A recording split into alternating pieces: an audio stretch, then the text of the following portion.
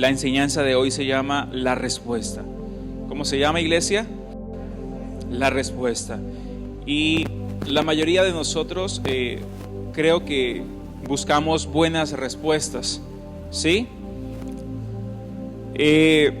Esperamos, aguardamos y esperamos que la respuesta sea buena. Hay gente esperando en Dios, hay gente esperando algo de Dios, y sabe, lo que Dios da es bueno. Yo no sé si usted lo cree, pero lo que Dios da es bueno. También uno espera respuesta de un familiar, de un ser querido, de un amigo, de personas. Uno también espera respuesta de ellos en las diferentes áreas, y a veces las respuestas pueden ser positivas o negativas, no nos pueden agradar. Y vamos a analizar, y la enseñanza de hoy trata de cómo cada persona dio una respuesta y cómo se desarrolla esa intención hacia esa respuesta. ¿Listo? Ahora sí, vamos a leer segundo libro de Crónicas, capítulo 30, verso 10 hasta el verso 12. ¿Estamos ahí, iglesia? Dice: pasaron pues los correos de ciudad en ciudad por la tierra de Efraín y Manasés hasta Zabulón, mas se reían y burlaban de ellos. Con todo eso, algunos hombres de Aser, de Manasés y de Zabulón se humillaron y vinieron a Jerusalén. Verso 12: en Judá también estuvo la mano de Dios para darles un solo corazón, para cumplir el mensaje del rey y de los príncipes conforme a la palabra de Jehová. Venga, y los pongo en contexto. Ezequías quería celebrar la Pascua, pero quería hacerlo a la manera como lo hacían antes. Él no lo hace durante el primer mes del año en el calendario religioso, sino lo hace en el segundo mes del año del calendario religioso. Él deseaba que todos participaran de la Pascua. Él deseaba que todos estuvieran unidos. Recordemos que Israel fue dividido, ¿sí? Tribu del norte, tribu del sur. Algunos ya fueron llevados cautivos a Asiria, y los que habían quedado les había enviado invitaciones, les habían enviado, como acá dice, correos, para que ellos aceptaran la invitación del rey. Y lo tremendo de este punto es que durante los que han venido siguiendo las enseñanzas, durante casi un mes aproximadamente, hemos estado hablando de lo que representa hacer las cosas correctamente para Dios. Hemos estado hablando santificarnos para Dios, hemos estado hablando tomar a Dios en serio, hemos estado hablando de temas de santidad, temas de oportunidad. Y a pesar de todo lo que se había enseñado, a pesar de todo lo que se había hecho hasta el momento con el reinado de Ezequías, todavía hay gente que se burla de Dios. Aló. Todavía hay gente que no toma en Dios en serio. Todavía hay gente que para ellos esto es una burla, para ellos esto no es importante. Y por todo lo que hoy el mundo está atravesando, para muchos esto es un chiste. Para muchos esto no pesa, no vale. A pesar que usted le haga las invitaciones, a pesar que usted les muestre.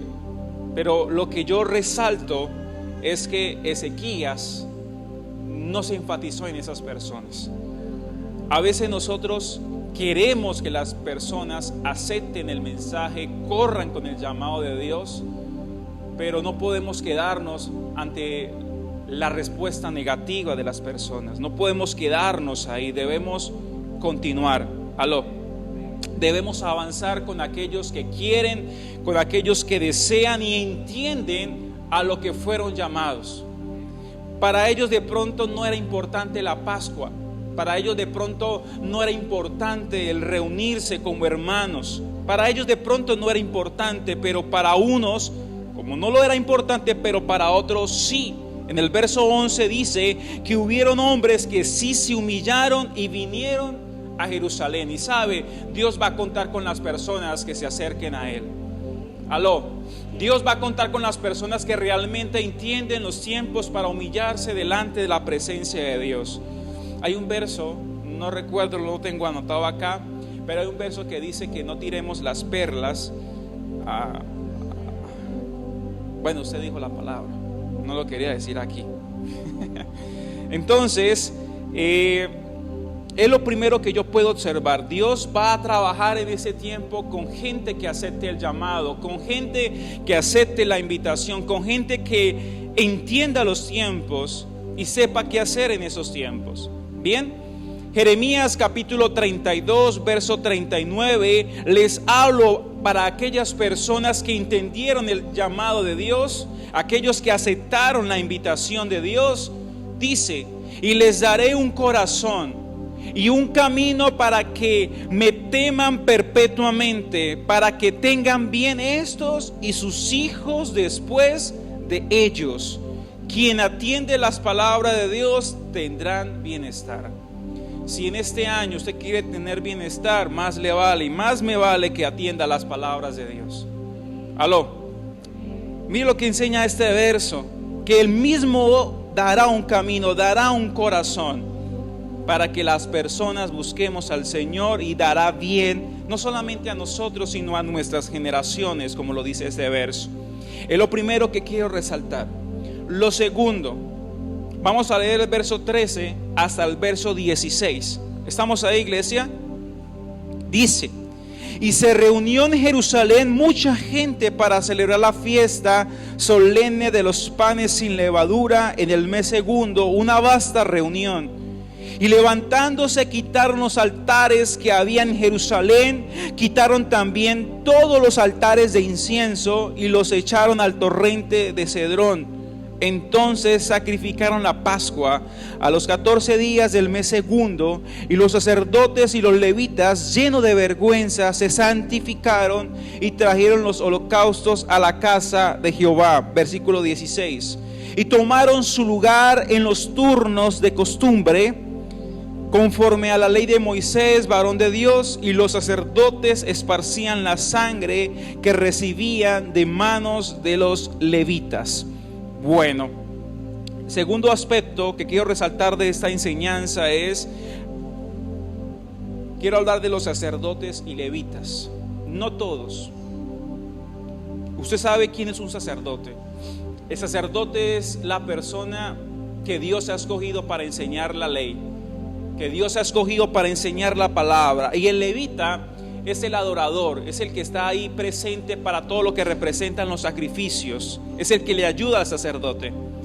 Pero en esta fiesta solemne habían sacerdotes que a estas alturas todavía no se habían santificado, todavía no habían apartado el tiempo para con Dios, de servir a Dios de una manera correcta. Mire que dice que habían dejado los puestos, que habían dejado a un lugar lo que representaba su servicio. Y quiero decir esta frase: gente que ha abandonado su posición cuando ellos antes eran una inspiración. Hay gente que en ese tiempo se ha apartado de lo que representa el servicio a Dios. Gente que inspiraba a otros, hoy ni siquiera hay una sombra de eso. Y quiero leerles Romanos capítulo 2, verso 21 hasta el verso 24. Romanos capítulo 2, verso 21 hasta el verso 24. Dice: tú, pues, que enseñas a otro, ¿no te enseñas a ti mismo? Que predicas que no se ha de hurtar, hurtas. Tú que dices que no se ha de adulterar, adulteras. Tú que abominas de los ídolos, cometes sacrilegio. Tú que te jactas de la ley, con infracción de la ley deshonra a Dios. Porque como está escrito, el nombre de Dios es blasfemado sobre los gentiles por causa de vosotros. Las personas que atendieron el llamado a la Pascua se prepararon para ese día. Romanos capítulo 2, verso 21 hasta el verso 24. las personas se prepararon para la Pascua, tomaron el llamado de Ezequías en serio, y los que debían servir a las personas, los que debían atender a las personas, había unos que no lo habían tomado en serio. Y lo hemos estado hablando, como dije ahora, cómo es posible que a estas alturas de las enseñanzas que Él nos ha dado, hay gente que todavía no se ha santificado, hablando de los sacerdotes, hablando de los que sirven perpetuamente a Dios. Y cuando leía Romanos, el Señor me traía Romanos, porque a veces nosotros enseñamos, instruimos a otros, pero acá se nos dice que también eso es para nosotros. Tú que enseñas a otros que no se debe hacer, tú lo haces. Tú que enseñas a otros que así se debe hacer y tú no lo haces. Y las iglesias, las congregaciones se han llenado lamentablemente de eso. Gente que predica, pero a veces no practicamos lo que predicamos. ¿Sí?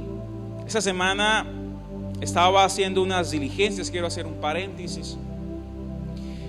Lo comentaba en la vigilia y hoy quiero tomarlo como punto de este número 2, de lo que representa la vergüenza. Le debería dar vergüenza a esas personas que predican pero no aplican. Le debería dar vergüenza como sintieron esos sacerdotes. Estaba haciendo unos arreglos de mi vehículo y la persona que me estaba ayudando a hacer los arreglos supo que era cristiano. Yo no sé cómo la gente sabe que uno es cristiano, no sé por qué. Y yo intento, no me gusta llegar y decir Dios lo bendiga, aleluya, gloria a Dios, yo soy tal, yo soy esto. No, siempre me gusta manejar bajo perfil. Bien. Y la gente al final sabe. Y me interrogó y me dijo, mire, yo antes también iba a una congregación, yo antes también en un tiempo servía a Dios. En ese tiempo yo había perdido mi hogar, me dijo él, y yo fui a buscar reconciliarme con Dios y también quería recuperar mi hogar. Pero cuando llegué a ese lugar, en vez de ver a Dios, vi al diablo, me dijo él. Así me lo dijo. Y me comenzó a contar cosas muy tristes. Yo me quedé como en shock. Personas, yo no estoy hablando de liderazgo, yo estoy hablando de pastores, gente que todavía no sabe la posición que tiene en Dios, no sabe el privilegio que Dios les ha entregado y lo que están haciendo con la gloria del Señor. Me comentó una cantidad de barbaridades, de cosas aberrantes, podría decir así, para que usted tenga una idea de lo que me comentó. Por respeto a ustedes y al altar, temas de lesbianismo, temas de homosexualidad, temas de adulterio, temas de drogas, de alcohol. ¿Cómo es posible que terminaban el culto y se iban a drogarse? Y cosas así me comentó. Y sabe, y mientras me comentaba, yo decía, ¿cómo es posible que eso esté sucediendo en la casa de Dios? ¿Sí? Yo no estoy hablando que eso lo está haciendo un inconverso, un impío. Le estoy hablando que lo están haciendo lo que enseñan, los que instruyen la palabra del Señor. La verdad, agaché el rostro, me quedé muy perplejo por lo que me estaba hablando y por lo que me estaba diciendo. Y yo dije, ¿cómo no me di? Yo dije entre mí, ¿cómo no me di cuenta? Porque él me decía, ¿usted conoce a tal persona? Yo decía, sí, esta. Yo me quedaba, ¿cómo? Sí, esta. Yo me quedaba. Y yo me preguntaba y me decía, ¿cómo yo no me di cuenta? ¿Cómo pasaron tantas cosas y no me di cuenta? Y el Señor me enseñaba en la vigilia y se lo enseñaba a las personas que estaban allí. Y el Señor me decía, porque no tenías el corazón. No tenías el corazón para recibir ese tipo de información, pero ahora lo conoces, y no es para criticar, sino para que tú no caigas en lo mismo. Debes vivir en santidad. Debes vivir para mí. Y sabe la responsabilidad que tenemos nosotros, hablando como cabeza, la responsabilidad de tener este lugar santificado. No solamente este lugar, sino nuestras vidas santificadas. Y a pesar que no me vea el pastor, el líder, yo digo que comportarme como un hijo de Dios. Amén. Entonces, creo que hoy está mucho en juego lo que es el testimonio. Hay muchas personas que hoy no acuden a Dios porque falta testimonio. Y Él me dijo, y Él es consciente, y me dice, seguramente usted no observó esas cosas, me decía Él, porque yo me fijé mucho en el hombre. Usted se fijó en Cristo, y esa siempre será la idea. Y yo quiero decirle lo mismo a ustedes. Hay que fijarnos en Cristo, pero como ministro yo no voy a tolerar eso. Aló. Porque Cristo es espíritu, Dios es espíritu. Dios no lo vemos. Y si le decimos a las personas, mire a Cristo, pues ellos van a mirarlos a los cristianos. Así de sencillo. Ellos no van a mirar, pues, ¿a quién? Ellos van a mirar a los cristianos. Nosotros somos la imagen de Dios aquí en la tierra. Y si no modelamos como Cristo, si no mostramos lo que representa ser cristiano, el reino, pues, ¿qué estamos enseñando a las personas? Bien. Entonces, muy triste, muy lamentable. Y esos sacerdotes sintieron vergüenza y se santificaron para Dios. Pero hay gente que ha perdido hasta la vergüenza de lo que representa o lo que están haciendo. ¿Listo? Entonces, quiero que pasemos al punto número 3. Y el punto número 3 vamos a leerlo al verso 10, del verso 17 al verso 19, por favor. ¿Estamos ahí, iglesia? Dice, porque había muchos en la congregación que no estaban santificados, y por eso los levitas sacrificaban la Pascua por todos los que no se habían purificado, para santificarlos a Jehová. Porque una gran multitud del pueblo de Efraín y Manasés y de Isaacar y Zabulón no se habían purificado y comieron la Pascua no conforme a lo que está escrito, mas Ezequías oró por ellos diciendo, Jehová que es bueno, sea propicio a todo aquel que ha preparado su corazón para buscar a Dios. A Jehová el Dios de sus padres, aunque no esté purificado según los ritos de purificación del santuario. Y el tercer punto que el Señor me enseñaba es que Ezequías optó por interceder que juzgar. Ezequías era de aquellos líderes que siempre quería estar preparado para Dios y preparar el pueblo para Dios. Inclusive en una ocasión regañó a los sacerdotes y les dijo, ustedes tienen que hacer aseo, porque es la casa de Dios. Y Ezequías es ese tipo de liderazgo que quiere que las cosas se hagan perfectas. Bien, no quiere errores. Ezequías representa ese tipo de líder o de liderazgo. Pero llegó un momento donde las personas que fueron invitadas no vinieron bajo el rito de la purificación. El rito de la purificación es un culto donde se lavan las manos, hay un procedimiento, casi se hace como en 7 días, ese rito de purificación.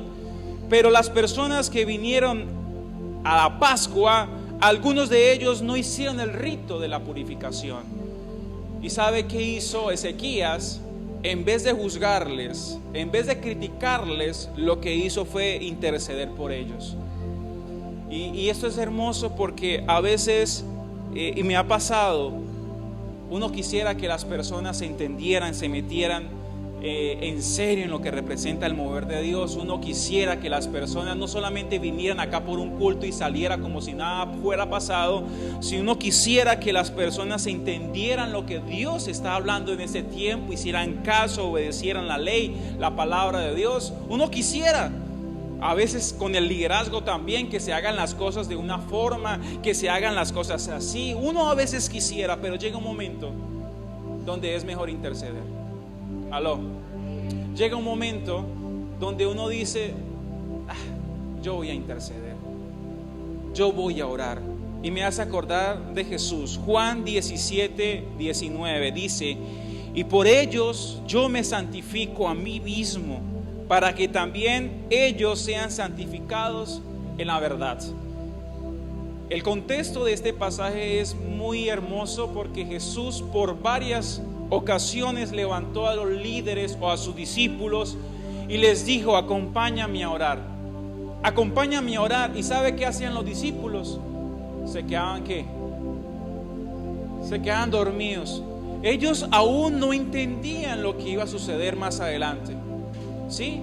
Aún no comprendían lo que se le acercaba a Jesús. A ellos aún no comprendían lo que Jesús les había enseñado. Ellos todavía, y hay gente así. Hay gente que a pesar que usted le muestre la palabra, le muestre con hechos, le muestre, todavía no comprende lo que Dios está pidiendo. Todavía no saben, o se hacen los que no saben. ¿Aló? Y uno dice, pero ¿cómo les hablo? Es decir, ya Jesús fue a la primera vez, Jesús lo levantó y Jesús le dice: oiga, levántase a orar, el espíritu, la verdad, está dispuesto, pero la carne es débil. Y otra vez se fue a orar Jesús, y cuando regresó, ¿cómo estaban? Estaban dormidos, y otra vez, al final ya Él decidió interceder por ellos. Y sabe, creo que ese es el trabajo nuestro. Yo hablaba ahora de unos ministros que están haciendo las cosas mal, y con todo lo que me dijeron y con todo lo que supe de ellos en ese momento, creo que mi trabajo como ministro es interceder por ellos, porque manos señaladoras y dedos acusadores hay un montón. Me toca interceder por ellos y no juzgar. Y eso fue lo que hizo Ezequías. Mire que vino gente que no estaba en el rito de la purificación, pero Ezequías no le quitó la oportunidad que cenaran. ¿Aló? Y lo hemos venido enseñando. La semana pasada hablé las cosas como eran antes, ¿cierto? Y para participar de la Pascua hay que purificarse y saber lo que estamos haciendo. Pero hay gente que de pronto quiere cenar, quiere participar, pero de pronto no está apta o no está preparada. Mi trabajo no es mandarlo a purificarse o a santificarse. Ese no es mi trabajo. Mi trabajo es interceder por ellos. ¿Aló? Ese es mi trabajo. Eso es lo que yo puedo observar de Ezequías. En vez de decirle no pueden participar, oro por ellos. En vez de decirle ustedes están en pecado, oró por ellos, intercedió por ellos, pero no les quitó el derecho de participar de esta fiesta hermosa y de esta fiesta solemne. Y ese es el trabajo nuestro: interceder por aquellos que aún no entienden por qué están en la casa de Dios a veces. Hay gente que está en la casa de Dios y todavía no han comprendido lo que representa todas esas fiestas o toda esta gracia y misericordia que Dios nos ha mostrado. ¿Y qué pasó, Anderson? ¿Cayó juicio? No cayó juicio. Vamos a leer el versículo 27, por favor. 30, 27, y después se regresa a leer conmigo el verso 20. Mire lo que dice: después los sacerdotes y levitas puestos en pie bendijeron al pueblo, y la voz de ellos fue oída, y su oración llegó a la habitación de su santuario, al cielo. Vamos a leer el versículo 20, por favor. Dice: y oyó Jehová a Ezequías y sanó al pueblo. ¿Sabe? Aquí yo resaltaba el alcance de la oración. Cuando tú clamas, cuando tú intercedes, la oración no se va a quedar en el techo, iglesia. Mire que la oración, si unimos esos dos versos, lo que se hizo subió hasta el cielo. Hasta, mire lo que me dice, hasta la habitación. Presente con esta expresión, la habitación. Cuando usted escucha la palabra habitación, usted en su casa tiene una sala, un comedor, un baño y tiene habitaciones. En las habitaciones, ¿qué se suele hacer? ¿Ah? Dígame, en la habitación, ¿qué se suele hacer? Descansar, ¿cierto? Este tiempo representa, escúcheme muy bien esto, no es que Dios estaba durmiendo, pero es una representación de la manifestación de Dios. Es una manifestación de lo que representa a Dios en sí mismo. Porque en ese tiempo Dios estaba en silencio.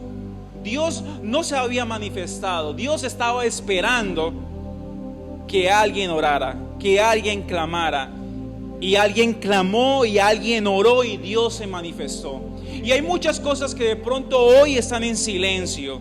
Pero cuando la oración del justo, escuchen muy bien, cuando la oración del justo se levanta, puede mucho. Aló. Mire, hermoso, que la oración no quedó perdida, no se desvió, sino fue directamente a Dios, a donde estaba Dios en su habitación. Y yo le quiero decir que toda oración que usted levante, esa oración va a llegar al trono de Dios. Eso no se va a perder. Por eso no deje de orar y recuerde algo, que el alcance de la oración es mucho. Para llegar al cielo o para llegar a la habitación de Dios, la oración tuvo que pasar por varios, digámoslo así, por 3 cielos. 3 cielos. 3 cielos. Pero llegó la oración. Cuando se hacen las cosas con un arrepentimiento, sabiendo lo que se está haciendo, la oración no va a ser un estorbo. La oración va a llegar a la presencia del Señor. Amén. Andrés, me acompaña en el teclado, por favor. Y para terminar, vamos a leer el versículo 21 hasta el versículo 26, por favor. 21-26. Y dice: y presentaron 7 novillos, 7 carneros, 7 corderos, 7 machos cabríos para expiación por el reino, por el santuario y por Judá. Y digo a los sacerdotes, hijos de Aarón, que los ofreciesen sobre el altar de Jehová. Mataron pues los novillos, y los sacerdotes recibieron la sangre y la esparcieron sobre el altar. Mataron luego los carneros y esparcieron la sangre sobre el altar. Asimismo mataron los corderos y esparcieron la sangre sobre el altar. Después hicieron acercar delante del rey y de la multitud los machos cabríos para la expiación, y pusieron sobre ellos sus manos. Y los sacerdotes los mataron e hicieron ofrenda de expiación con la sangre de ellos sobre el altar, para reconciliar a toda Israel, porque por todo Israel mandó el rey hacer el holocausto y la expiación. Puso también levitas en la casa de Jehová con címbalos, salterios y arpas, conforme al mandamiento. Perdón, yo estoy leyendo. Ok, usted no me ha dicho nada. 27-20. Usted no me ha dicho nada, esto ya lo había leído. 21-26 dice: así los hijos, está leyendo la 29. Así los hijos de Israel que estaban en Jerusalén celebraron la fiesta solemne de los panes sin levadura por 7 días con grande gozo, y glorificaban a Jehová todos los días, los levitas y los sacerdotes, cantando con instrumentos resonantes a Jehová. Y habló Ezequías al corazón de todos los levitas, que tenían buena inteligencia en el servicio de Jehová, y comieron de lo sacrificado en la fiesta solemne por 7 días, ofreciendo sacrificios de paz y dando gracias a Jehová, el Dios de sus padres. Y toda aquella asamblea determinó que se celebrasen la fiesta por otros 7 días, y la celebraron otros 7 días con alegría, porque Ezequías, rey de Judá, había dado a la asamblea 1000 novillos y 7000 ovejas, y también los príncipes dieron al pueblo 1000 novillos y 10,000 ovejas. Muchos sacerdotes ya se habían santificado. Se alegró pues toda la congregación de Judá, como también los sacerdotes y levitas, y toda la multitud que había venido a Israel, asimismo los forasteros que habían venido de la tierra de Israel, y los que habitaban en Judá. Hubo entonces gran regocijo en Jerusalén, porque desde los días de Salomón, hijo de David, rey de Israel, no había habido cosa semejante en Jerusalén. 3 cositas del verso 21 al verso 26. El pueblo estaba gozoso y quería que la fiesta no se acabara, inclusive se alargó un poco más de tiempo, otros 7 días más. Ezequías agradece al sacerdocio, al liderazgo, a aquellas personas que sirvieron inteligentemente a Dios en este tiempo, y dice la palabra que el pueblo volvió a celebrar como lo hacían antes en el tiempo de Salomón. Y el tiempo de Salomón es un tiempo muy especial, porque en el tiempo de Salomón hay dos cosas que puedo decir que reinaron en su reinado, valga la redundancia. Lo primero que reinó fue la paz, hubo un tiempo de paz, y lo segundo que reinó fue la prosperidad. Sabe, cuando nosotros decidimos hacer las cosas como Dios manda, cuando decidimos entregar nuestro corazón de la manera correcta a Dios, y en vez de juzgar, interceder, sabe, Dios tiene la capacidad de sanar a su pueblo. Dios tiene la capacidad nuevamente de responder, y mejores días vendrán para su iglesia. Mejores días vendrán para su pueblo. Y yo quiero que se ponga sobre sus pies, por favor.